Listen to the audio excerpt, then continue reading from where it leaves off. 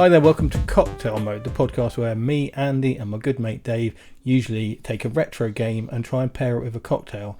But today we've got a very special guest in Mr. Ian Oliver. Hi, I'm Ian Oliver. You'll know me from games such as Tank Duel and 3D Starstrike and Starstrike 2. I hope you find at least some of what we've got to say today interesting.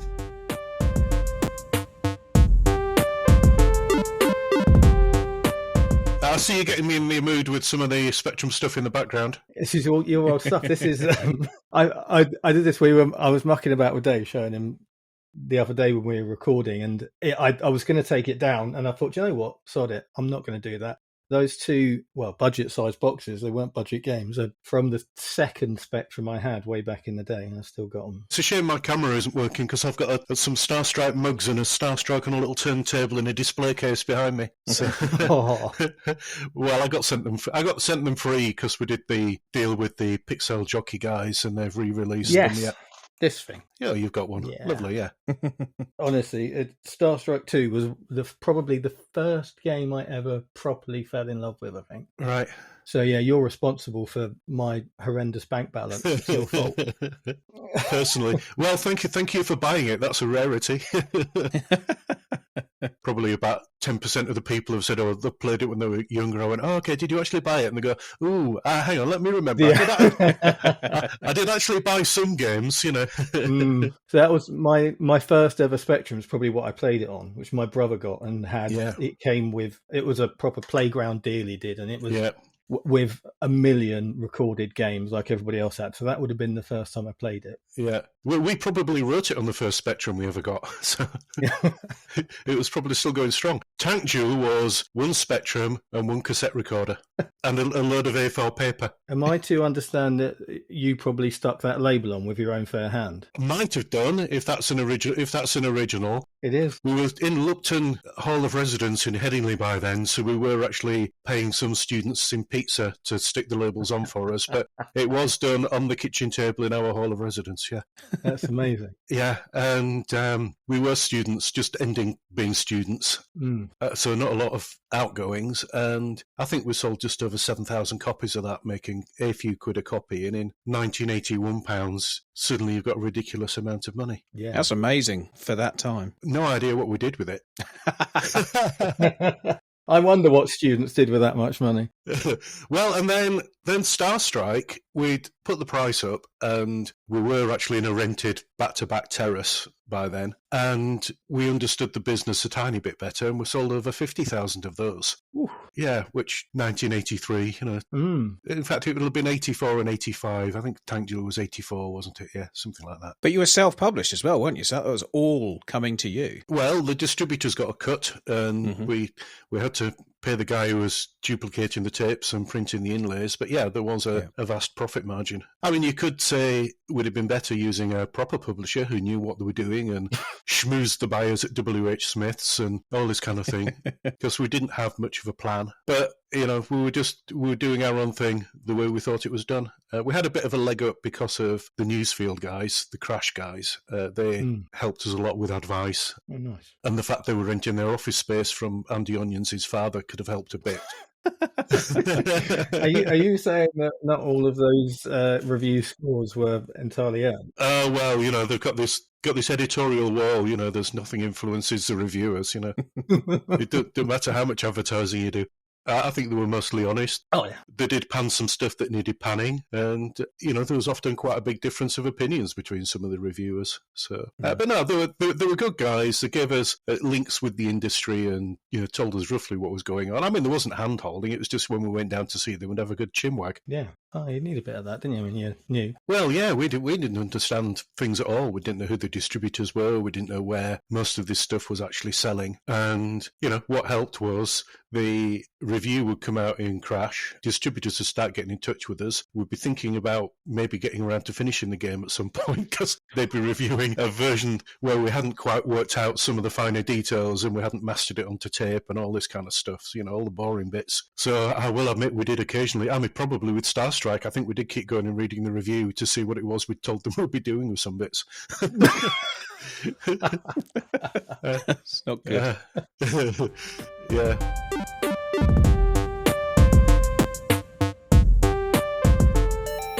With 3D Tank Duel, were you selling at micro fairs, or did you actually get it to publishers and distributors? Oh no, that was going via distributors. We had Securicore coming to our hall of residence and taking big boxes of cassettes away. But the distributors would have to call the payphone. There was one in the whole block, and ask for Ian or Andy in flat 5F. So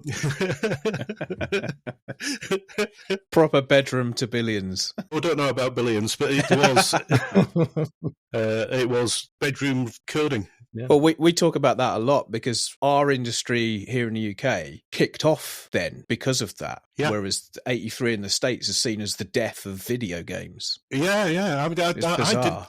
I didn't know about that until some years afterwards. Everybody was like, this big video game crash. It's like, well, I've never seen it, but never mind.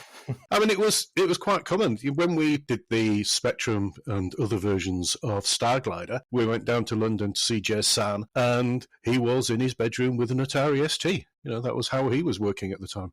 It was. I think actually grown-up people with offices were something of a rarity. Didn't take long though, did it? It didn't. And as soon as it got to the state where people would be asking us about the advertising and promotion we planned more than the game itself, that's, I think, when we started thinking, hang on, we need to start working via the likes of Rainbird and Firebird and things like that. Yeah. Because the channels into the market were getting narrower and more tightly controlled and more commercialised. But, it all had to grow up at some point. The last game I actually personally programmed was another tank game. It was Abrams Battle Tank, which I did directly for Sega of America. I had that game. That was awesome. Do you know, I really enjoyed coding that. Yeah? Yeah, it was a port, and ports are always easier. You've got something to work from. You're not having to make everything up and hope it works. So I could steal an awful lot of their data. I was porting it from the PC version, which was all written in C, and no way would it have been fast enough or small enough. So I was basically reading the C, working out how it worked, with a listing stuck on, stand next to me, and my fingers typing in 68,000 to do the same thing. It was quite an interesting game, that one. I mean, we've obviously leapt ahead into the early 90s, but it was years and years afterwards. In fact, it was when it came out in a book that I was interviewed for. Apparently that game was pretty instrumental in convincing the Japanese side that actually there was some good software that could come out of places that weren't Japan, and that maybe Sega of America did actually know what they were doing, because it was the first game Sega of America did as a first party title. It wasn't the first one that started; it was the first one they released, because it was a port. I could do it pretty quickly, and it was a good game. It worked well, I thought. There was just about enough power on the Genesis to do the job, and all of our development system was quite mature. I think I've still got the source code for that one around. Awesome. Yeah, I mean, you have to keep moving stuff from media to media. Yeah. Some of these removable hard disks that were on over the years that developed the click of death, I lost a lot of irreplaceable source code to those. I actually got the Carrier Command source code back from the dead many years ago, because it was on some floppy disks in the loft that had rotted. They were totally unreadable, but fortunately I did a load of floppy disk utilities for the Amiga where there's no disk controller, so I knew how to encode and decode MFM data. But I'd declared it irretrievable any number of times. The whole project took me about 6 months, and I just kept giving in and then having another bright idea of how I could possibly recreate some of the missing data. But I did get all of that back, so I can actually rebuild Carrier Command on the PC from source. I'm not far off on ST and Amiga, but some of the disk routines I wrote, I don't have the source for, so I'd have to disassemble them out of an image to work out how all of that worked, and I just can't be bothered, to be honest. Because I've still got the source code for Starglider as well. Can I ask about Starglider? It's one of the few games I know of that the 128 version does more than just load faster. Well, not faster, slower, but all in one go. How did that come out? Was that always part of the deal that you would do that, or did you sort of did you downgrade the 48 from the 128, or upgrade the 48 to the 128? I think we pretty much did them in parallel. I think we were concentrating on the 48, but researching everything for the 128 at the same time. We did do some extra stuff on the 128. It had speech, woo. Yeah. And, sound effects that were more than what I refer to as rat farts, which is about what we managed in 3D games before they put the AY chip in there. But yeah, Starglider was another one of these where you discover that porting something is a lot easier than actually inventing the game and coding it at the same time and going down a load of blind alleys and having to throw away huge amounts of stuff you've coded up. Though, so saying, in Starglider, we coded up the finale scene for when you've beaten the game, and then my memory is that Rainbird told us to take it out because they decided the game would just keep on going forever. But somebody else told us it was because Jez hadn't got around to coding that bit yet, and he didn't want it to be in the 8-bit versions if he didn't have it in the ST and Amiga. So for whatever reason it went, and somebody actually asked me if I could retrieve that, but I don't think we kept that. That one seems to have gone. Oh, that's a shame. Yeah. Nice. It was basically, we were trying to recreate the surrender scene from the book that went out with Starglider. Ah, yes. This is a fairly new purchase of mine, my copy of Starglider, and it's in immaculate condition. Apparently, the bloke who I bought it off found it in his mum's loft. Right. And it's absolutely pristine. Yeah. Let me show you. It was. It was. I didn't look after my games any near as well, so those were already not in great condition. Yeah, I do have a box labelled Nostalgia, and I think there is a copy of Starglider in there, amongst other things. The only computer I've got that I'll never part with is the first computer I ever bought in 1978. I've still got that one. What's that? It's an Ohio Scientific Superboard 2. It had BASIC, so it was one of the first home computers actually with Microsoft BASIC rather than everything in assembler. So saying, I taught myself 650 to assembler at the tender age of something like 16, and just found it way better than BASIC because I could actually do things with a decent bit of speed. So I've still got that one in a very, very heavily modified state. But, other stuff, after that I got a Dragon 32, and I sold the Dragon 32 about a year ago, so I thought, I don't like it enough to justify the fact it's taking up space, and it's actually worth a few bob now. Did you sign it and tell them who you were? No. We never released a game on the Dragon. It doesn't matter. They don't know. We coded up a lot of the 3D stuff when we were doing Tank Duel. We thought, how will this code up to run in 6809? And it was far smaller, far more elegant, far faster. It was a lovely processor, but the machine just did not sell in enough quantity to justify pushing a game out on it, I'm afraid. For once we actually got a little bit of commercial nous. It might have been in fact, now I remember, I think we said to the design guys, I was thinking of doing a version on the Dragon 32, and they're like, are you mad? Why would you? Nothing sells on the Dragon. We're like, oh, well, we won't then.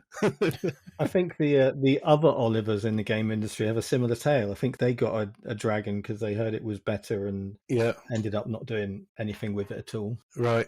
Yeah, it's a shame. I got the Dragon, and Andy Onions got the Spectrum eventually after the very, very long wait. And then as soon as the Spectrum turned up, we started doing some coding on there, and I thought, well, okay, I can learn Z80. I learned 6502, so we started bashing out some Z80 initially for just some little utilities that interested us. But then it was like, we could actually do some 3D on this. Let's write some line drawers and some maths routines and play around with an environment you can drive through. And I was playing a lot of Battlezone in the arcades at Leeds University. There was a machine in the student union, and I could play all evening on 50p because it ends up being a war of attrition, and it's just how they set the difficulty. So we're like, well, there's absolutely nothing in Battlezone that we can't do on the Spectrum, so let's just let's do it, but be careful to change the name and a few other things, because we were just so scared of getting sued, particularly with Starstrike. My first question I wrote down, how did you not get sued? We don't know. We were actually, in retrospect, after me spending quite a bit of my career in kind of intellectual property, we were quite clever because they could have tried on look and feel and other things, but we didn't take any of the characters. So we were not taking any of the characters from the film. And, it didn't have a trench, it had an equatorial duct. I saw that. So we changed enough of the shape of the chips and some of the bits of the finale such that we were dancing on the edge, I think.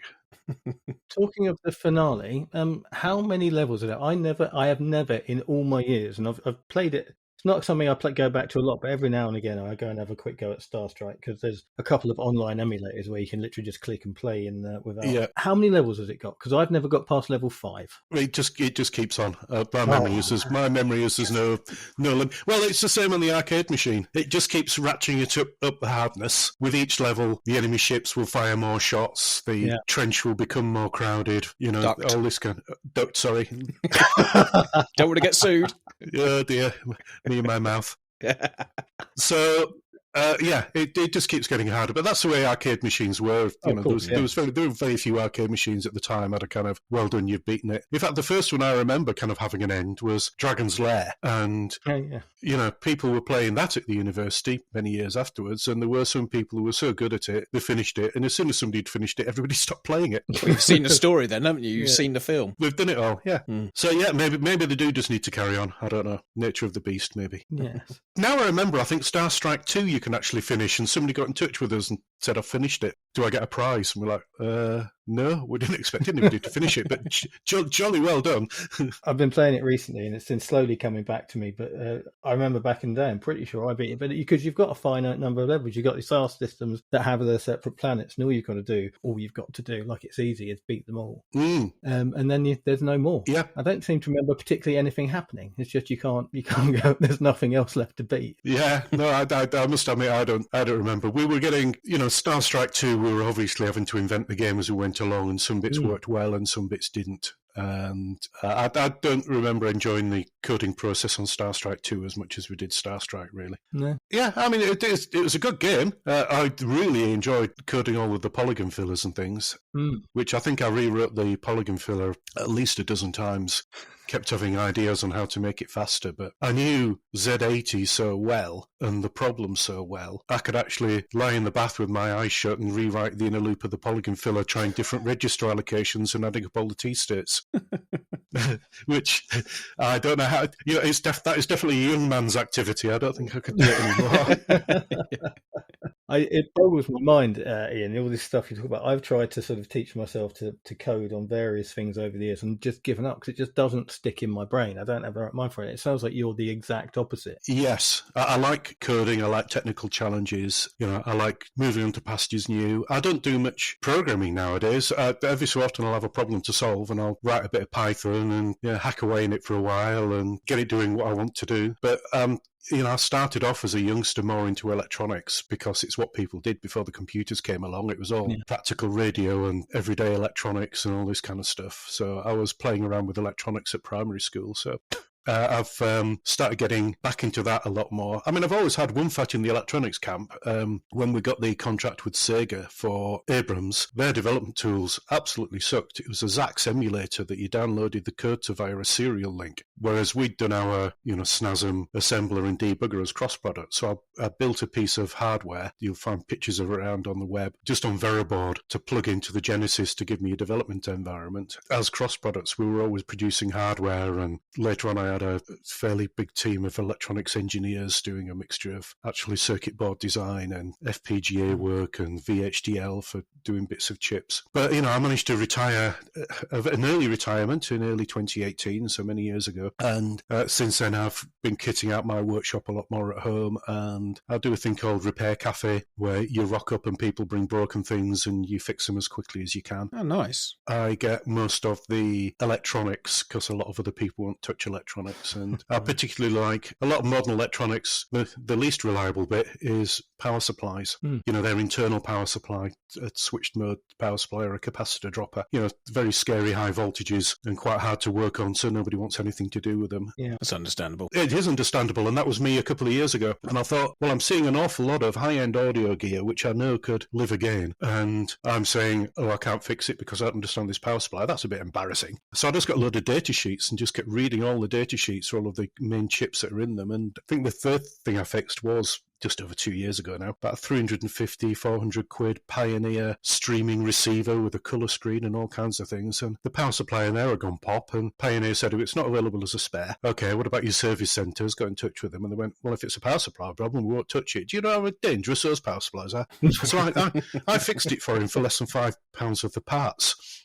But, it did need a good half dozen new parts in it. And since then, I've done several dozen of those power supplies. I think the most recent one was a high-end DJ mixer that, again, it just kept shutting down. Now, he could find a spare power supply for it, but only from Germany for €85 or something like that, whereas I fixed it for him with a £2 part.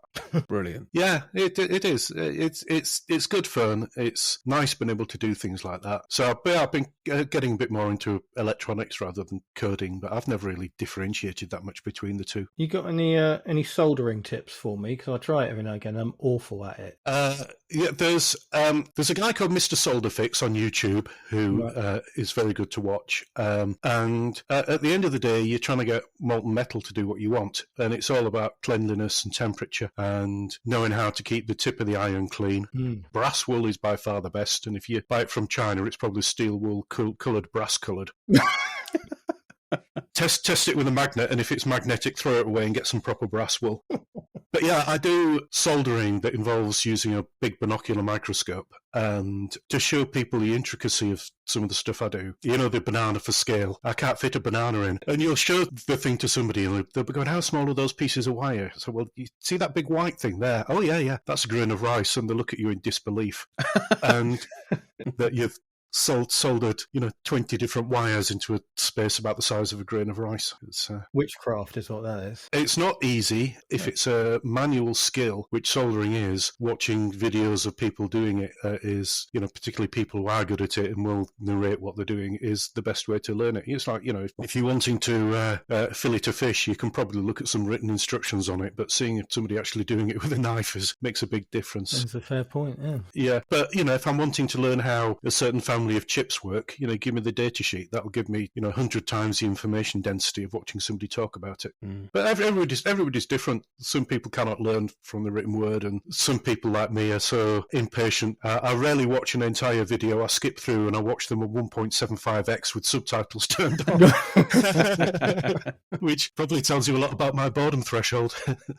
That's all well and good if the subtitles are actually what's being said. Oh, some of them are hilarious. They really are. Oh, they're brilliant. I love them. Yeah. Can I take you all the way back to Tank Duel? Yeah, sure. Because you were talking about the arcade game and having that in your shooting. There was an official port of Battlezone for the Spectrum, and 3D Tank Duel is much, much better. Right. Have you seen it? Have you seen the official port? I think it was by Quicksilver, I think. Yes, I did. Yeah. It's a long time ago. Yeah. Yeah, it was basically all they kept in it was a tank. It's literally Tank Duel. There's you and one other tank. Do you take any satisfaction from that when you think you've gone, we're going to remake this game and have to find it all from scratch rather than... I think at the time, when you're younger and you know everything, I'd have probably been insufferable about it. But I think nowadays I just feel a bit sad because, I feel a little bit sorry for whichever programmer got given that job to do. And, the 3D stuff is not easy. Getting things fast enough takes a lot of effort. And, we had the luxury of very, very low expenses. So if we had to rewrite the line drawer 6 times to get it fast enough, that's what we'd do. Whereas somebody who's taken it on a contract and has got, somebody beating on them to get the thing done and out of the door, it's going to slip a little bit. So, but yeah, we put a lot of work into getting things fast enough. We were not afraid to go, hang on, the way we did that was a bit rubbish, we've got a better way to do it. I mean, the development tools we were using were so rubbish, we were a little bit limited on how much we could backtrack at times. And we learned a lot doing Tank Duel. There's the speed of stuff we were doing when we got to Starstrike was much, much, much better. With just so many different ways of doing things faster and doing everything with 8-bit maths rather than a lot of 16-bit maths that we did in Tank Duel. Just making up different tricks. I was up at 4 o'clock this morning to watch the Grand Prix, so I had a fair bit of time to kill before we started, so I thought I'd play some Starstrike. I was amazed at how fast it still runs. It's properly rapid still. It really works well. Well, thank you. I remember launching it. We were at a ZX Micro Fair, and it was the first time we'd shown it in public. And we had a load of people just waving money at us saying, take our money. And we were basically taking their money and writing down details so we can mail them a copy off once it was finished. Yeah, and loads of people playing it, and they're going, I can't believe it. I'm actually playing Star Wars on a Spectrum. Is the game called 3D Starstrike, or Starstrike 3D? 3D Starstrike. Because that's what the box says, I think. I haven't got the box. If the box says 3D Starstrike, that's what it's called. Yeah.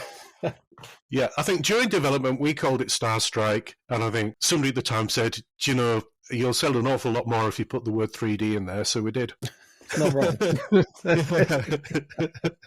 Yeah, I mean, we just had to think of a name that wasn't Star Wars, and away we went, really. Star Conflict. It's like when we did the version of Joust. Night Flight was quite a good name for it, a bit of a pun. Though we didn't code that ourselves. It was somebody we were at university with that I was actually sharing a house with at the time. He'd got a QL, so he coded away on that one. I was going to say I didn't recognise that as one of yours. We saw the QL for the first time at the Retro Computer Museum, didn't we? We did, yeah. Never heard of it before. Night Flight, as in 19 Shining Armour, is a very, very faithful recreation of Joust. Again, I don't know how we got sued for that. It's almost pixel perfect at times. But that's another game that we played a lot in the arcades. So all the little tricks that you can do on the arcade version, we made sure they worked on the QL version. It was a good version. It didn't sell very well because it was on the QL. But the guy put a lot of work into coding it just because he wanted to code a game himself. So we pushed it out the door on those highly reliable microdrives.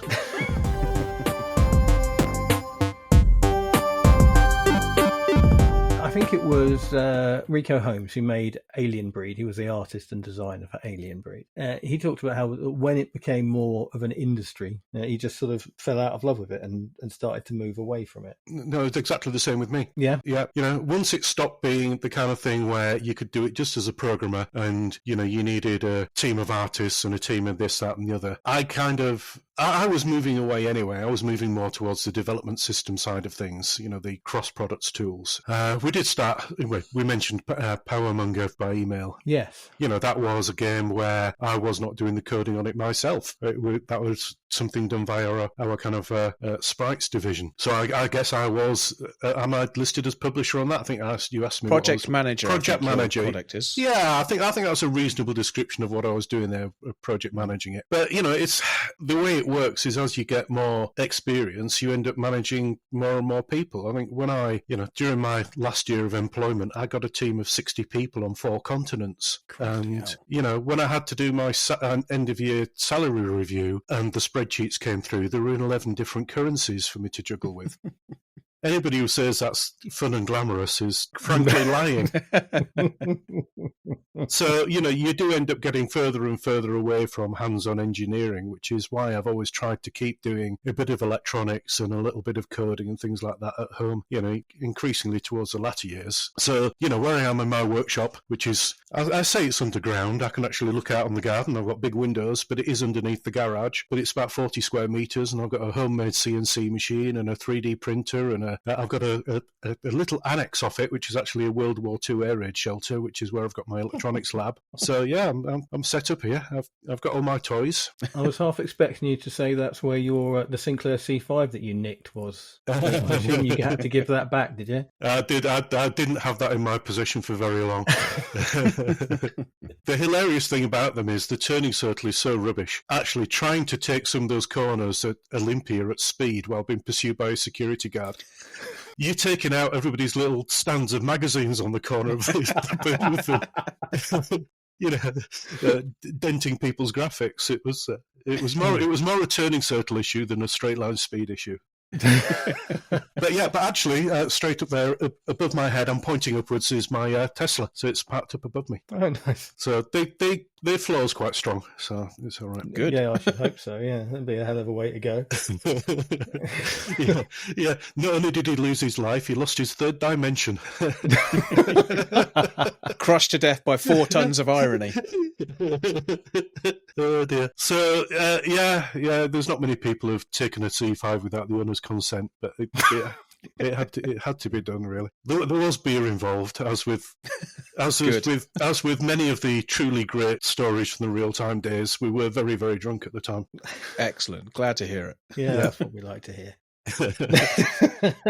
You got what you saw with us. We were a little bit rough and ready, but we knew what we were doing, and we were prepared to put the long hours in, and we wanted a quality product at the end of the day because it was going out with our name on it. Yeah. We hated that some parts of the games industry were churning out shovelware and stuff that was a bit embarrassing, and they'd spent so much getting the name for a game they didn't have anything to spend on the development, and that's not really fair on the punter who's parting with their hard-earned pocket money or whatever. So you need to do a good job. There's some things we did that I'm more proud of than others, but I don't look at anything and think, well, to be honest, that's a bit of an embarrassment. How could we possibly have done that? Yeah. There's clearly a lot of love went into your games. Carrier Command is probably one of the most complicated games I can ever remember playing. Yes. And just how much effort went into that. Vast amounts. It nearly killed us. It was our first 16-bit game. We didn't know the capabilities of the machine. We didn't know our capabilities. We didn't fully know what the idea of the game was. We were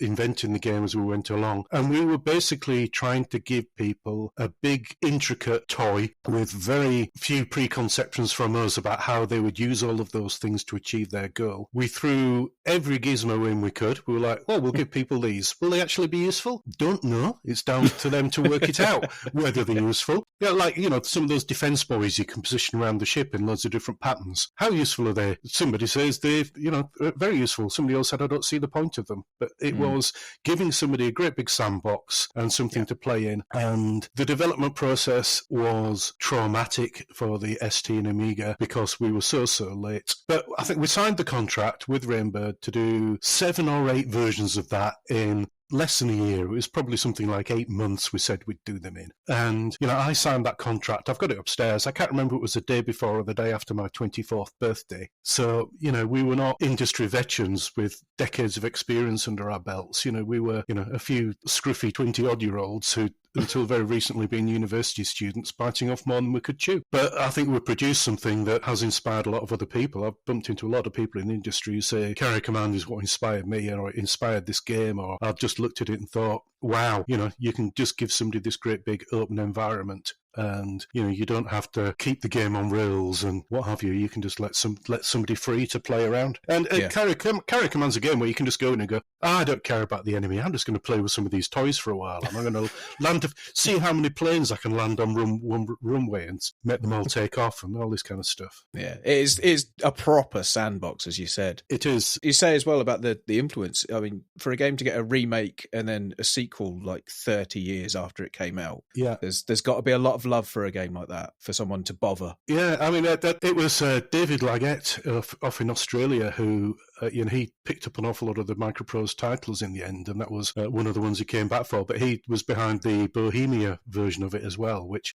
I don't think was as good as David or I wanted. There were some flaws in it that I don't think Bohemia ever fully addressed. Some of the fan patching and improvements actually took it up to being a good game eventually. But you shouldn't have to do all of that. It was visually stunning, but they hadn't really thought about all of the enemy AI. And I made it easy for them. I sent them all of the enemy AI code in 8086 assembler, so they could have looked at all of that. I went back to try and understand it recently, well, probably 3 years ago, and it's intricate stuff. We were doing a lot of very, very fancy stuff for how the enemy carrier did strategy and tactics for where to go next and what to capture and to defend its supply routes. And a lot of that stuff is so complicated, it has to run incrementally over loads and loads of frames. So working on data structures and building graphs, because I was quite big on graph theory, so there's quite a lot of bidirectional weighted graphs going on with things propagating through them. So it's proper intricate stuff. And a few comments would have helped, but there you go. But yeah, it is. I actually they pushed it back out on Steam, I think, and they asked me to go back in and fix a few bugs. They actually had a bug list of bugs in PC Carrier Command for me to work on. And I didn't know about any of these. I was like, really? Okay. So I'd go in and I'm like, oh, you're right. Oh, look at that. Oh, yeah, well, that's because I did a copy and paste and forgot to copy that piece of code or whatever. So, yeah, I went in and fixed about half a dozen bugs. 30 years after the fact. That really did get the grey matter working. That gave me a headache. So you were involved in that then? That wasn't just a thing that you sort of gave the rights away and walked away from? I didn't do much personal coding on it. The version I'm talking about is effectively a re-release of the original PC version on Steam. Sorry, I've seen it. I've only seen that today. I didn't even know it was there. I've had Gaia for like 10 years. Yeah. I was involved on the periphery, but a lot of it was basically incrementally selling the rights off to David. He ended up doing a full rights buyout, so he can do what he wants with everything to do with Carrier Command in future. And good on him, we weren't going to do anything. And Graham Baird, who I haven't mentioned yet, is not very well. He's had some long-term health issues that made him unable to work. By me selling the various bits of rights off, it was a way of getting some money for Graham. That's good. Why should I leave these things on the shelf if somebody else can take them and go off and do something? And we weren't going to do a boxed set re-release of our Spectrum games like the Pixel Jockey guys, so let's shake hands and exchange some money and we all get what we want, really. I think I've run out of things to sell, to be honest. I can't think of anything I can't think of anything I've still got the rights to. Oh no, hang on. We're still the versions of our stuff that's out on the Spectaculator emulator. I'll still get a royalty stream from that. I've just got a royalty statement for Q4. Don't get excited. It doesn't even cover the Prosecco bill, It's down payment on a Mars bar. Yeah, it's good what Jonathan Needle is doing with all of that stuff, and he's actually one of the few people keeping these old games alive and actually tracking down the rights owners and paying them royalties. So, I'll give him a round of applause for that. The revenue stream for him is not vast either. He does it out of love. We've always said, because emulation is so big now, and Dave and I have said quite often in the past, if there was a way to give money to the person who developed the game rather than just to some geezer, then we'd do it. We did an episode on Dizzy, and we talked about if on the Codemasters website there was, you could download and play direct and you had to pay a couple of quid for it, then I'd do that rather than on a dodgy emulator, because it's going at least in the right direction, even if it doesn't make it all the way back to the Olivers. Yeah, I do keep thinking, and I'm never going to do it, I do keep thinking you ought to do like the definitive version of Carrier Command, because the PC version was far more together as a game. It had the time warp function, and the enemy carrier strategy was far better, and it got a few extra toys. But because, sound cards were only just coming along as we released it, it was basically using the PC speaker. So its sound effects are rubbish. And again, I worked a little bit with the guys in Australia and,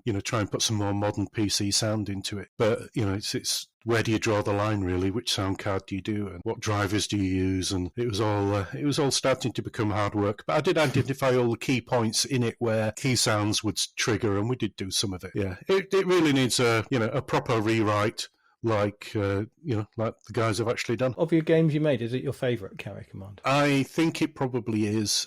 It's somewhere between Carrier Command and Starstrike. They've both got different things going for them. The problem is, when I look back at the game, if I let my mind stray to the development process, some of them were almost wrote themselves. Abrams Battle Tank, because it was a port, almost wrote itself. Starglider, ditto. Carrier Command was agony. It was a route march.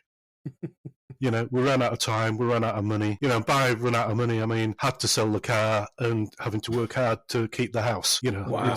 It's not like, it was a bit hard. It was absolute torment and stress, and how we got anything good out of the back end of that, I don't know. It was hard work. And Rainbird were good to us. They did give us some extra advances, and they did try not to stress us too much, but at times it did feel like something later on in life I referred to as the circle of whips, which is where there's one poor engineer totally on the critical path, not having a good time of it, so all of the people in charge decide if they stand around him and they have a whip each, it's all going to work out much better, It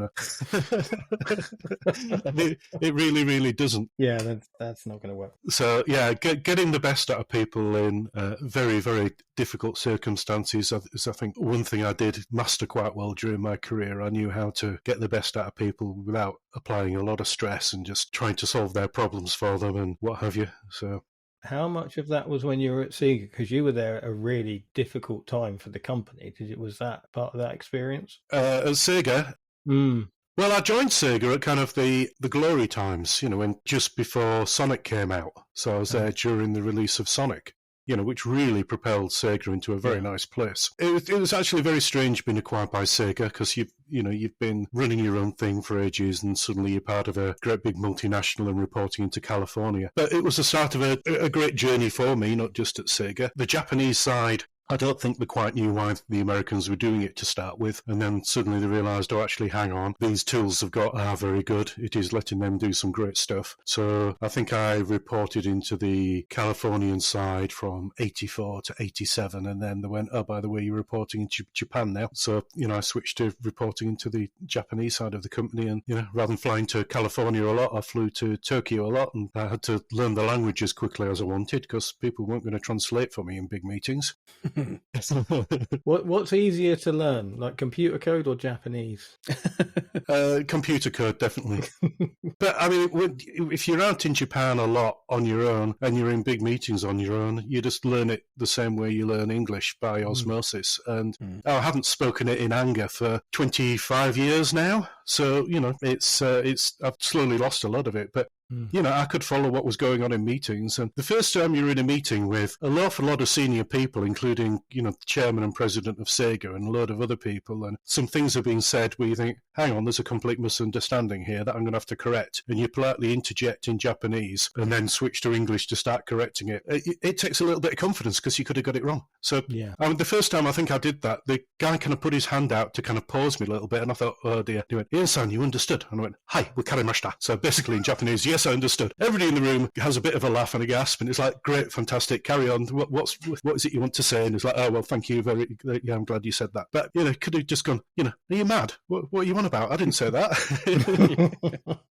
What did you say about my mother? But, I mean, Japanese, it's a little bit like German in that the verb tends to come at the end and it carries everything, including positive and negative and tense and sense and all kinds. So if you misunderstand what the verb was at the end, or worse, as this sentence has come in, you kind of picked it apart and you think, no, roughly what's going on. And then you get to the end, it's like, I don't know that verb.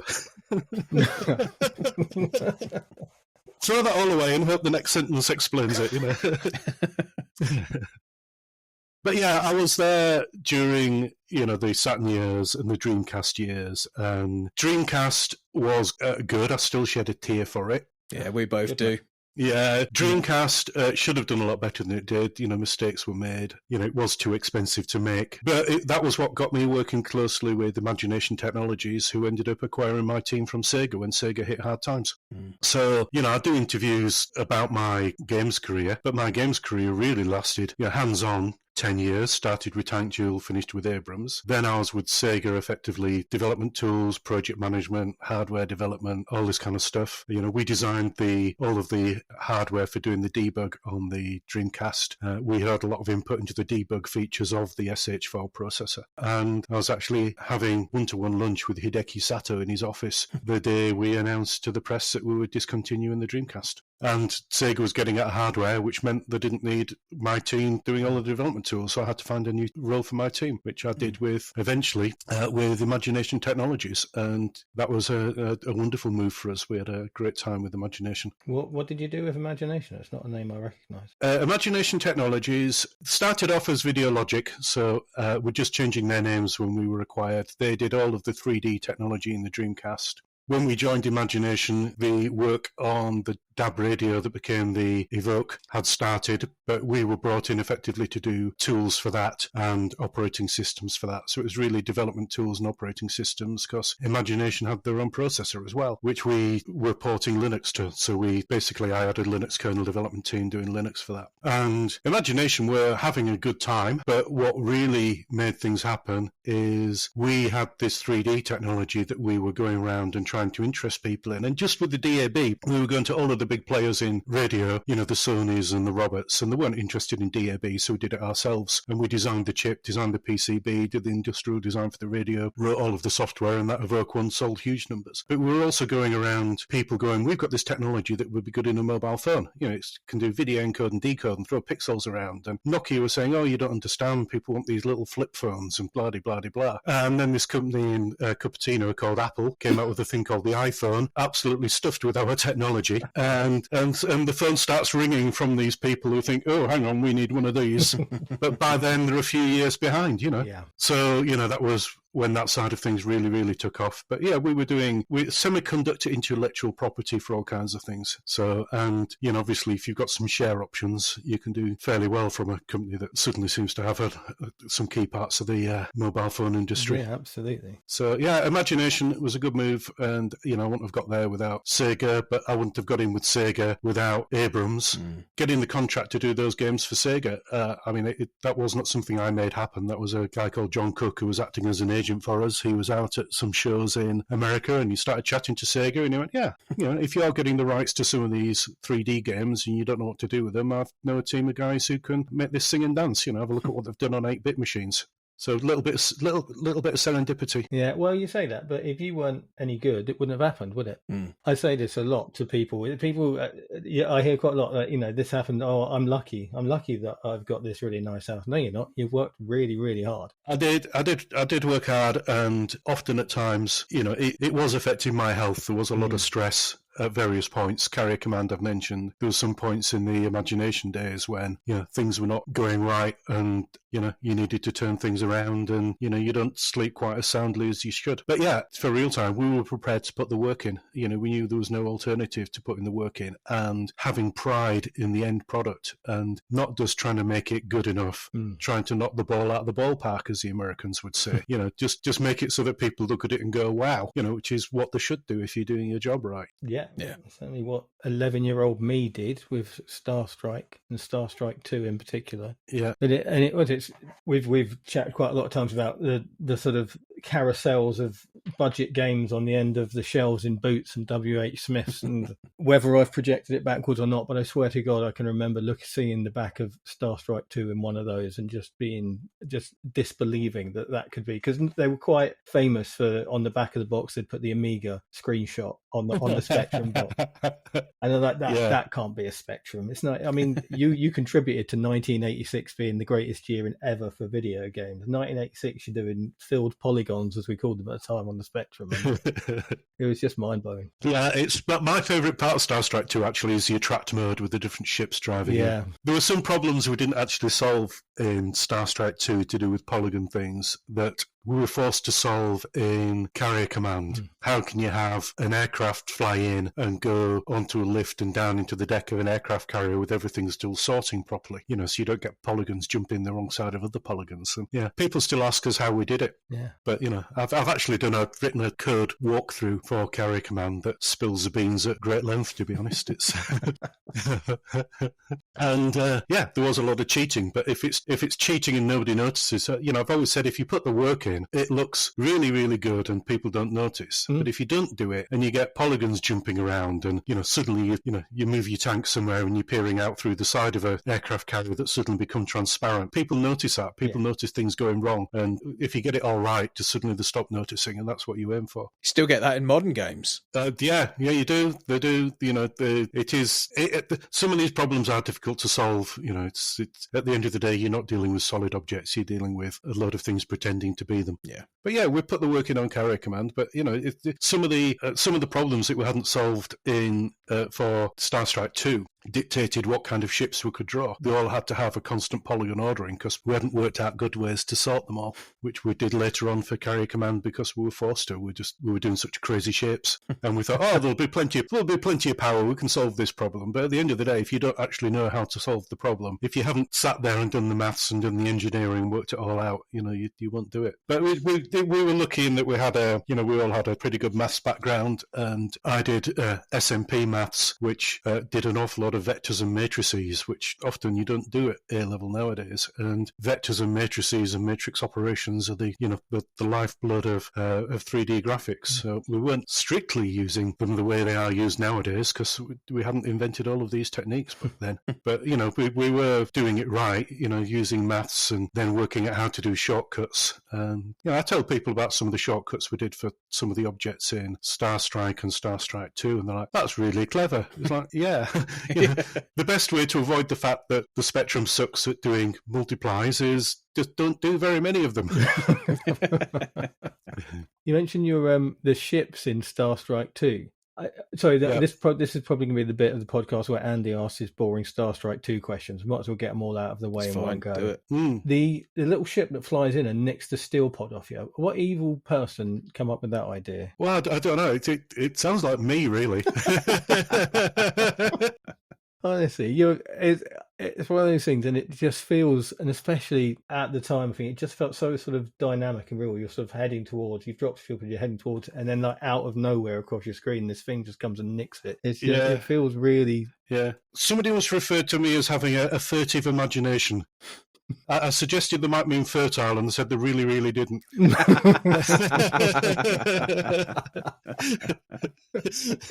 So yeah, I don't know. You a bit of playfulness never goes amiss, really. On a more technical matter, it had a loading bar, Starstrike 2. I don't remember any other Spectrum game having a loading bar. Was it particularly complicated? I just wonder why nobody else did it. I don't know. Yeah, I mean, it started off being Andy Onions who did all the tape routines, and he got into doing them. We left him to it. And he probably put more work into the tape routines than anything else at times, but, each to their own. And then, ST and Amiga, I did all of the floppy disk stuff, and it's just I started off doing it. And, once I'd done it and learnt it, it became my job, So, I don't know. It does make sense to have the loading bar, really. Yeah, absolutely. I mean, Carrier Command could have had one, because on 128 it took 16 minutes to load, didn't it? Something ridiculous, yeah.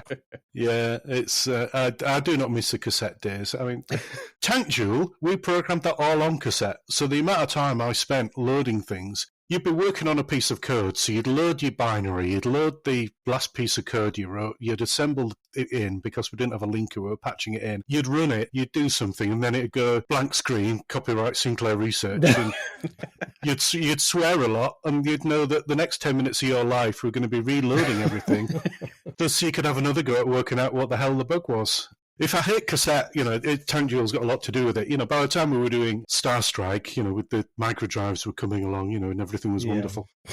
And the Sinclair network, if anything, helped us even more, because it meant you weren't crashing the machine you were coding on. You could send your binary to another machine, play it on that machine, and if it died, it was only a few seconds to reload it. So yeah, that helped the development process a bit. I bet. But then as soon as we started working with the Rainbow guys, they went, oh, you need this PDS development system that ran on these hyper expensive apricot computers. But that was absolutely wonderful as well. That made us an order of magnitude faster. So the whole development process just getting smoother, really. But yeah, cassette, life's too short for cassette. It really is. Yeah, you're not wrong. Yeah. And it's that you always did that thing where you get to the end, you just cross your fingers that it's actually going to load and not just stop or reset. And you're right, that when it goes that black screen with those little red lines across it, it's just the most heartbreaking thing in the world. But it was something the Americans could never understand. They couldn't understand why any British person would have anything to do with loading stuff off cassette.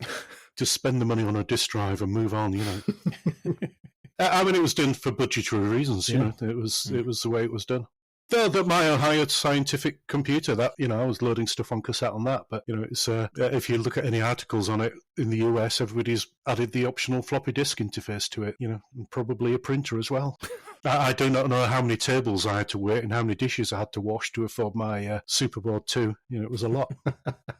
What was your backup if the games career didn't pan out? We'd all got degrees in computer science back when only 2% of people were going to university. So we'd probably have been writing some boring COBOL for business applications. But, the reason why we started looking at other things is we really, really did not want to do that. It's data analysis. Oh, no, thank you. 3D graphics was just starting to emerge, just. But, we get excited when we saw an advert on TV using 3D graphics. Yeah. The money for nothing video, which if you look at it nowadays, you think it's from the Stone Age. But, back then it was leading edge. Yeah. So yeah, we wanted to be doing that, and we'd have given an arm and a leg for the power of machines that came along 5 years, 10 years afterwards. Yeah. But, when those machines came along, everything changed. So writing games became a studio activity, and we've discussed how, that turned many people off, and I think it turned us off. But, I was just finding different creative and technical outlets, really, without much of a plan. To answer your question, we didn't have a backup plan. If we'd had to, would have got boring jobs doing something else, probably. And it wasn't all smooth sailing on the game side. It is lumpy income. Sometimes you've got more money than you know what to do with. We mentioned some of those. And sometimes you've got so little money, it's absolutely ridiculous. It's doing it the way we're doing it is more akin to being a struggling author or a wannabe musician. You really don't have any kind of steady income, though you'd never tell your mortgage company that.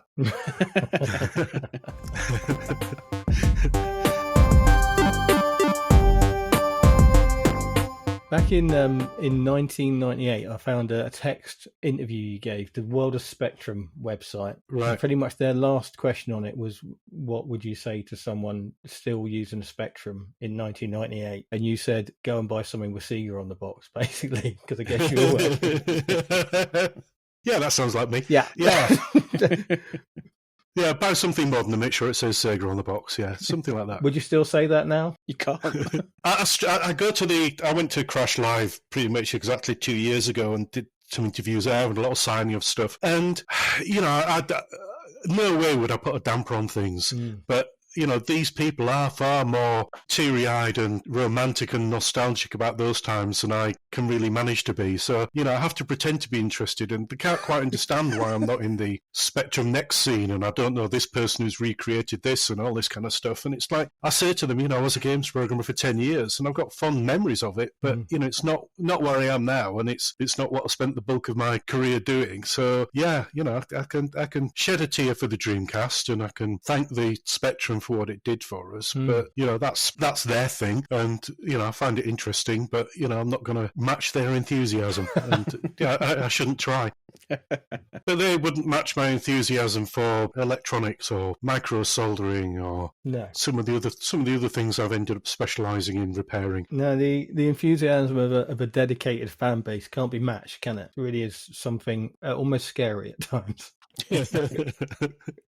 You watch films like, Galaxy Quest, and you start to understand, you start to understand the true nature of fandom. When I'm signing stuff at the Microfair, I have to be careful not to kind of channel. I forgot what the actor's name is when he's doing the signing on Galaxy Quest. Tim Allen, yeah. I have to try not to channel my inner Tim Allen and go, don't, just give it here, I'll sign it, go away.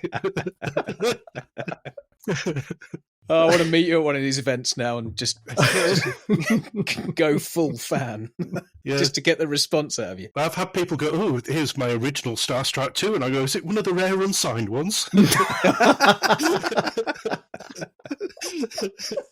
But I go along, I have fun, I chat to people, I meet games programmers from the past that I've met before, I meet someone that I've only ever known by name, and we have a chat, people buy me beer, that's always good. I'm sure I'll go to another one, but, I just, without, I would never insult somebody's enthusiasm in that area because I've got niche enthusiasms and obsessions. Yeah. My wife says I don't have hobbies, I have a series of unfortunate obsessions, which is probably about right.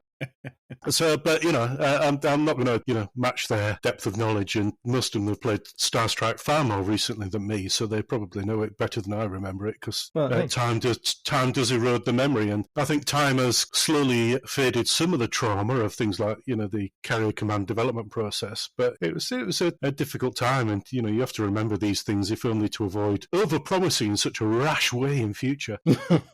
I do keep looking at that Carrier Command contract and thinking, oh, you poor innocent baby, what the hell are you doing? It worked out, though. Yeah, it did. But, that degree of hubris and swagger at 24 is is unusual. But you look at the stuff we had under our belts by the time we were signing to do Carrier Command. The Tank Duel, the Starstrike, Starglider, and quite a few other bits and bobs. So we'd done quite a lot in those few years. It's a heck of a journey. And you think, when you were at university and had those people sticking labels on your tapes for pizza, yeah, and then X number of years later, you're in head office at Sega with the main man. Yeah, and in fairly short order, really. I mean, both for you and the pace of development in the industry. Yeah, we just did what we committed to do to the best of our ability, and I kept on doing that. And how you do it varies over the years. Actually, somebody said to me, "Oh, can I just ask you, what do you use to write your software?" And I go, "Oh, well, nowadays I use an international team of engineers." During the Sega days, they just keep piling bigger and bigger jobs on us, and we get them done. Decades ago, one of my friends met my father, and he just said, and my father started at very humble beginnings and ended up as a director level of a UK PLC. He said, "Oh, Mr. Oliver, what's it like to be, so successful in business?" And my father said, "Look, Colin, somebody gives you a pile of shit to shovel, and if you're sure you're good at shoveling shit, they just give you a bigger pile." So yeah, my career was just being given ever increasingly larger piles of shit to shovel and larger teams to use to shovel it, really. But we did crack on. I mean, we had the odd failure over the years. What really got me out of games development is we committed to a game called Duster, and I've said you try not to let people down, and we messed up on that one. We let people down. Mm-hmm. We realised we'd gone down a blind alley. We were trying to use the same development process we'd used in Carrier Command, but the world had moved on, and PCs were evolving very, very quickly. And, we'd overcommitted on other stuff, and that really was the end of Realtime. So, we did let the guys down, but at the end of the day, it was it was probably the Mirror Group pensioners who's coughed up the money because we were doing it for Mirrorsoft. Just, people sometimes want to talk about that one. I think it was a good games idea, but we just realised we were going to be incapable of finishing it and didn't want to lead them on any longer. And so we said, we can't actually afford to pay you back any of the money, sorry, but don't give us any more because it would be money wasted. And there's this sunk cost fallacy where you go, well, we've spent all this time and money, we need to finish it. And I think we came to the realisation that with committing to something that big, we just, the three of us on it, we committed to some other versions of other things, it wasn't going to happen. So it worked out in the end, but it was not a nice process. You realise that you're going to have to close down Realtime. But we did it without actually any debts. We didn't give Mirrorsoft any of their money back, but they said, okay, fair enough. That's good of them. Yeah, well, they didn't have a lot of choice, to be honest, but I think the writing was on the wall for them as well at the time. And this is before Uncle Bob went for a swim. Yeah. Yeah, it's been an interesting career. It's been a variety of different things. Just so glad I'm retired now because the final years of imagination, just the hours were ridiculous because I had to get up early to work with customers and team in Asia. And then every evening up until 9 o'clock, 10 o'clock at night, I got the same gaming headset I've got on now in just endless conference calls with America. And then, get a few hours sleep and do the whole lot again the next day. Yeah. It's hard work. Did I burn out? No. Did I get jolly close? I think I did at times. I can understand people who crash and burn. When you've been that close to it, you go, no, it's not a sign of weakness. You end up in a situation where at the end of every day, there's a little bit less of you than there was at that time the day before, and you just start to run on empty. It's the recurring theme of everyone we've spoken to so far. Yeah, you get so far in, the industry starts to chew you up, and you get spat out, or you get out yourself with some of your sanity still intact. Yeah, I mean, Graham Baird carried on in the games industry, coding away, into the modern console days, and I'm sure he'd have kept on doing it if he hadn't hit the health issues. But I don't know how he did it. That must have been affecting his sanity. But maybe he's just got more drive than I have, in that area. The games industry is a harsh mistress, and hats off to anybody who's managed to stay in it for multiple decades, as it's through all of its twists and turns of technology and its ups and downs. It's all going through a big down at the moment, massive layoffs everywhere. Yeah, there's just not enough money to go around, is there? The games are costing so much to make, and there's not enough people to buy them all. Yeah, but I mean, the movie industry is the same way, really. The two industries have become more similar in many ways. Yeah. I do feel I ought to get back into gaming. I end up repairing games consoles a fair bit. That's actually quite intricate and demanding. They are complex little beasts, a lot of the modern consoles.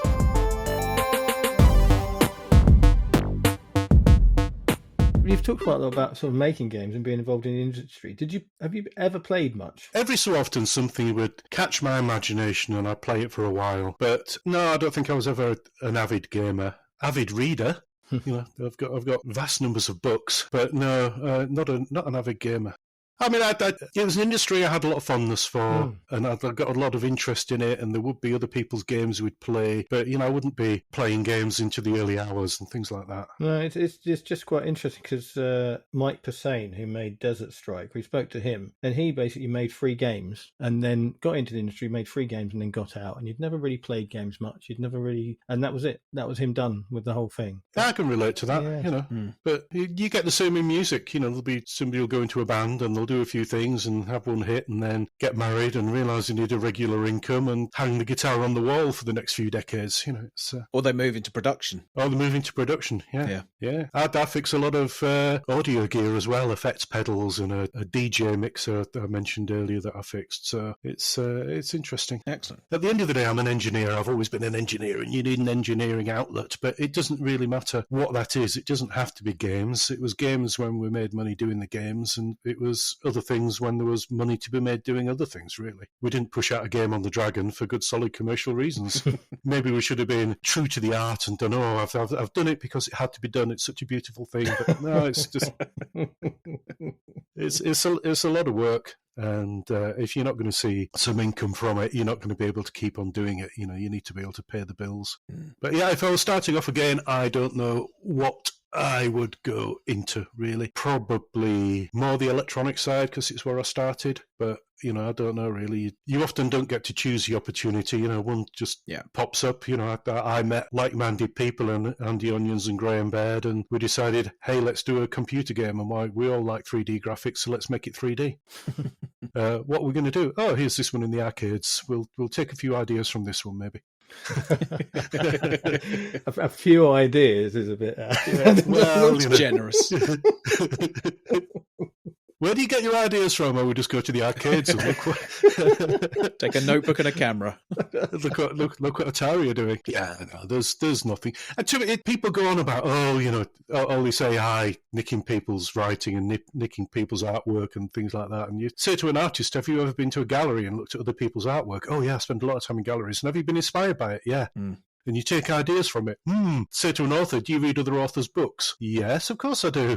Well, there you go. You're a sum total of everything you've read. And I'll take the argument it is a little bit different with AI, but you can't say that this AI can never look at all of these books to learn stuff from them, because it's how things learn. Yeah. We'll see. But yeah, it's all about where you get your inspiration from. And I'd do it a bit different nowadays, because there's a wonderful quote. Somebody said, if you take all your ideas from one source, it's plagiarism. If you take them from multiple sources, it's research. Just make sure you're taking inspiration from enough sources for it to be research. Excellent. I've just realised, Dave, you had a question written down on our list that you removed. You were going to ask Ian if he'd ever met Yu Suzuki. Yeah, just out of curiosity. I bumped into him, and the AM groups kept themselves to themselves a little bit. We would occasionally drop in and see them. The SH processor had got a really sad direct mapped cache that could really slow things down under certain circumstances. And we wrote a tool that would run a frame of the game really, really slowly and collect this huge analysis and come out with a linker file that, when you fed it into the linker, would generate the code such that these horrible thrashing circumstances didn't happen. And we've been asked to go and see AM, who were having problems with, I forget which group it was, did Sonic Adventure. But we dropped in to see them, and we said, this is how you do it, this is how you configure it, this is how you run it. And the frame of the game takes about 20 seconds to run, and you feed this back in, and then they fed it in, and Sonic Adventure started running far faster. And they were like, oh wow, yeah, how do you do that? How does it work? So we explain it, and they went off and got somebody who said, you've given more of a speed improvement in 2 hours than we've managed to get in this game with a team of 15 people in a couple of months, kind of thing. I forget the exact numbers. And we definitely got a slap-up meal that evening. So yeah. Nice. So yeah, we met them a little bit, and I have bumped into Yu Suzuki, but the AM groups did keep themselves to themselves very much. They were in competition with each other. That's how it had been set up. Yeah. There were even rumours of them conducting espionage against each other. I don't know how true they are. Brilliant. I won't put it past them. It was quite high pressure, the AM groups, to deliver the goods, really. Did seem to do the work. I mean, it's a rough way to work, but it did seem to deliver the goods, because those are some very special games they produce. Yeah. Well, they had a lot of people wanting to join their team, and it's not very Japanese, but I heard that they would take on 20 people, and 2 weeks later pull them all in. It'd be like, you, and you're showing promise. Go back to your desks. You, and you will never stand a chance. You are leaving now. Wow. All of the rest of you are still on probation. We'll see you in 2 weeks. Oh, fair enough. If you're trying to weed out, the best talent there is. Yeah. That's a pretty efficient way of doing it. I mean, yeah, if not the nicest. Yeah, efficient in the same way that like a gas chamber is efficient. Well, Sega had a little bit of a reputation for not exactly being touchy-feely on the human resource side. There was an article that was in all of the Japanese newspapers that when they wanted rid of one team of people, they basically put them in a windowless office with no computers, no phones. They weren't allowed any reading material, and they weren't allowed to talk to each other. And basically that was what they did each day until all of them either went insane or resigned. Fucking hell. This was in the Japanese newspapers as, tut tut, this isn't really the way we should be doing things. Jesus. Yeah. Ouch. I told you I've been in some high pressure environments. You know, I mean, Sega were always really, really good to me. When Sega fell on hard times, they could have just shut my team down. But they actually said, find a new place for your team, do well by Sega, you know, try and get some money for your intellectual property and things. But if you can, try and keep the team together rather than breaking it all up. And they gave me enough time to find a new home. And a couple of the senior people I've been working with there, you know, join me on some of the road trips to visit some of the potential acquirers. So, yeah, Sega, they could be harsh, but, you know, I never had any complaints, really. And Imagination Technologies, I had a great time with Imagination until the last few years when things weren't going that well for Imagination either, to be honest. But there you go. You know, it's not all going to be smelling of roses and a walk in the park and all these kind of metaphors, really, is it? No, nothing ever is. But now you're retired, and so it is. Right? Although it smells of solder by the sounds of it. It does smell of flux, yeah. It must be nice to be retired and just be able to pick and choose what you do and make sure you enjoy it. Well, that's it, exactly. I don't know how I ever found time for work, to be honest. But we're lucky in that we've still got all of our parents, but, you know, they're all in late 80s, so you do spend a certain amount of time taking them to various hospitals and medical appointments and this, that and the other, or mending the gate for them. We popped around to my in-laws yesterday and we had a great time because they asked if we could put some UB40 on the garden gate. Then they couldn't work out why my wife and I was singing, and I was telling them this gate's definitely a 1 in 10, you know. Surely red wine's a terrible lubricant. We did all of this. Yeah, I don't think my mother-in-law got a clue at any point what we're on about. Oh, that's great. I love that. Oh, fabulous. So just because I've been asking everybody this and will continue to, what's your favourite cheese, Ian? My favourite cheese? Oh, I quite like Stinking Bishop. There's a French one that smells even more called Pont l'Evêque. I like that one. I've actually got into smoking food, so I smoke cheeses. Well, I don't make it, but smoke cheddar, which I get from a local delicatessen called Costco. Is that a small independent one? Yeah, I like cheese with character. I like blue cheeses, and I like smelly bries and things like that. You know, the ones that try and run away.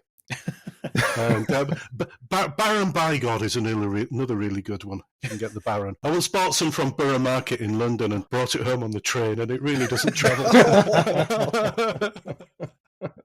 I bet you had the carriage to yourself, didn't you? It did make its presence known, but it also got a bit squished in the bag. It lost structural integrity, but we ate it anyway. It was okay. Excellent. What do you drink with your cheese, Ian? I'm mostly a red wine man, to be honest. Mostly a red wine man. New world, old world? A little bit of each, really. Yeah. We just go to Waitrose or Majestic Wine and see what's in our price point. But I just did have a holiday out in Calgary, and we did some wine tastings out there, and there was some of the Riocas we tried there, which was £60 a bottle, so very much at the top end of what we spend, but...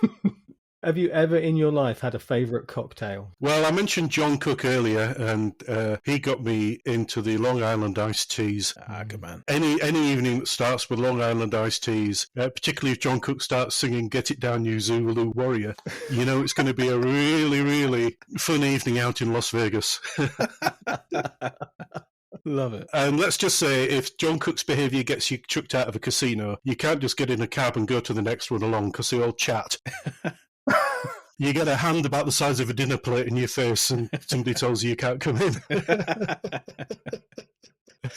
I was going to ask you I say the Sinclair C5 story I dug up. You must have. We want an exclusive. Really, give us a story of drinking Ian Oliver from back in his student days. What's the stupidest thing you ever did? I don't know. I've woken up in some rather unusual places.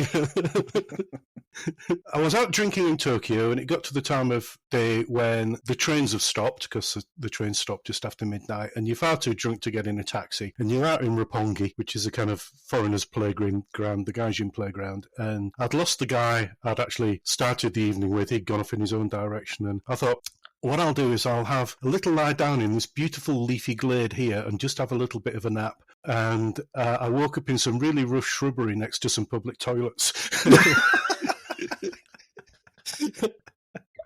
Oh, the glamour of the Sega days. It was not as leafy a glade as I'd remembered when I snuggled down for a little bit of shut-eye. Yeah, I slept on a roundabout once. Terrifying. Wasn't in Tokyo, though, was it, Dave? No, it wasn't. Yeah. I mean, I think if you're going to spend the night asleep in some shrubbery next to some public toilets, Tokyo is a nice, safe place to do it. I think that's probably... You wake up still with all of your money and possessions and vital organs. Yeah.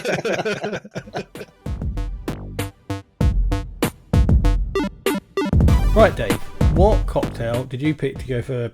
I don't know what we'll call it, really, just our interview with Mr. Ian Oliver, I suppose. It's what it's got to be, isn't it? Because we didn't talk about anything specific enough to sort of really go for anything. Absolutely, yeah. Well, I had 2 ideas for this. Obviously. As I always do. One of which is something I've used before, and the other one is something I've sort of have used before.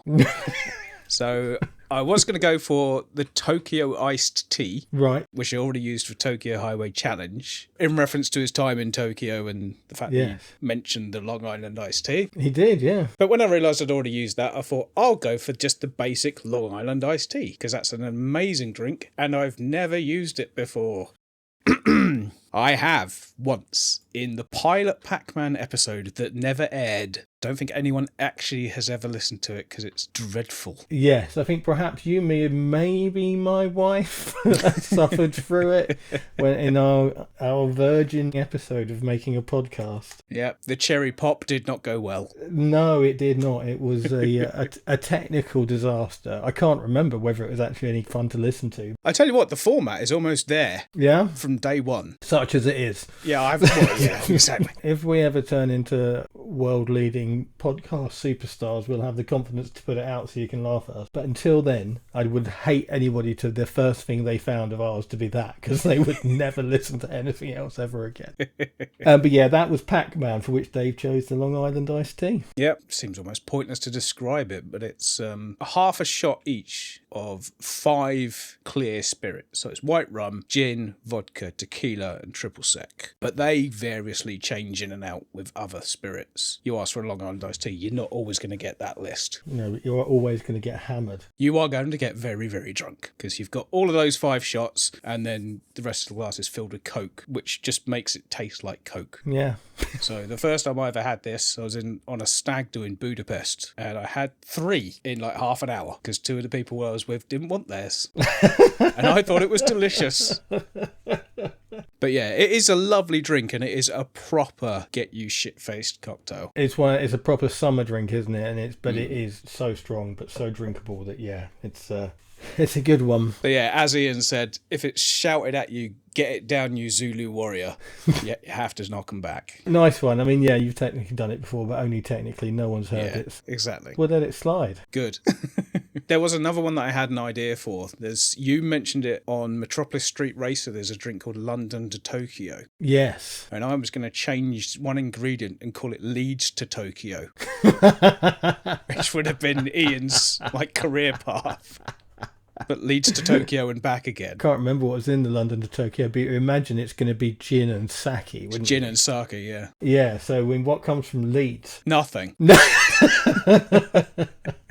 That's only your boa. So what have you got? This is not on Difford's, but as is our new motto, it will be. So this is a cocktail called Another Dimension. Oh, nice. Yeah, because, Ian's oeuvre was very much 3D, especially when 3D wasn't really a thing, which is, adding another dimension. Interesting, the little spin-off is actually, the source of it is from Intergalactic, the Beastie Boys song. Oh, I was going to say Prodigy. No, this is the Beastie Boys, which is probably the last good song the Beastie Boys did before they got too old to be, the Beastie Boys properly anymore. Which is the same, it is a banger, without a doubt. So this is from an Instagram and Facebook page called Soundtrack My Drink, which appears to be a sort of a pop-up bar event sort of company guy, even, who I would drop a word to and just say thank you for your drink. He came up with this, the Another Dimension, which is 1.5 ounces of slow gin. This says Ford slow gin. I use my own slow gin. Any slow gin will absolutely do. Lavender and peppercorn infused pineapple juice. So I put some lavender and some peppercorns into pineapple juice and left it all day and then added it to the drink. There's 1/2 ounce of this in that. 1/2 ounce of lemon juice, a quarter ounce of orange curacao. I use Cointreau. It's pretty much the same thing. Something called Topo Chico. Any American listeners will be going, yeah, of course, Topo Chico. It's basically Perrier mineral water. Top it up with that, basically. And this is basically with anything that's got a fizzy in it. You put all the non-fizzy stuff in a cocktail shaker and shake it up, and then add the fizzy stuff on top of it. Just, it was a really, really drinkable, nice, fruity, but not massively sweet drink. Really enjoyable. It didn't blow my mind, to be honest with you. I'm not going to lie to you. It's a tall drink, which aren't normally my favourite. I did enjoy it. It was nice. I doubt I'll make it again because I don't really like tall cocktails. I didn't get into cocktails to drink 7-Up and Southern Comfort. I like a bit more of the spirit-forward stuff. That's just my taste. But it was very drinkable. It was very nice.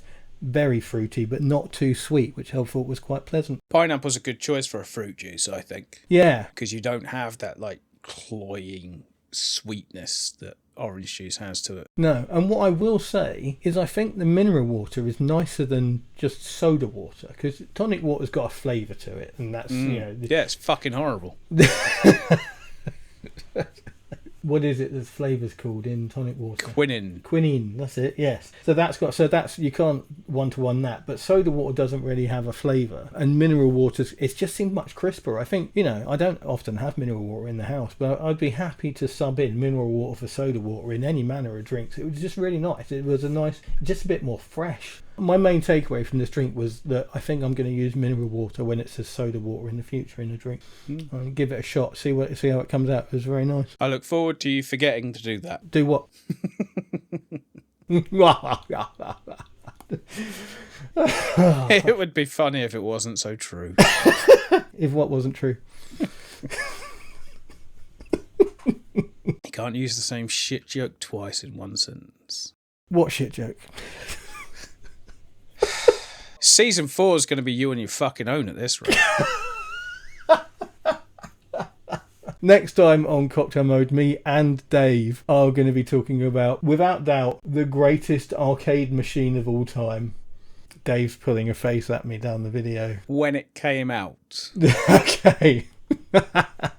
There are 2 that have since surpassed it. Go on then, let's do this now, and then we can quickly finish up. Fist of the North Star. Oh, hello. Yeah. See? Yeah. Yeah. Got ya. Yeah. You said 2. What's the other one? Taiko Drum Master. Nope. Anyway. So yeah, next time we're going to be talking about Space Harrier, because it's about bloody time, basically. And that will be next time on Cocktail Mode, where gaming and alcohol are in our blood.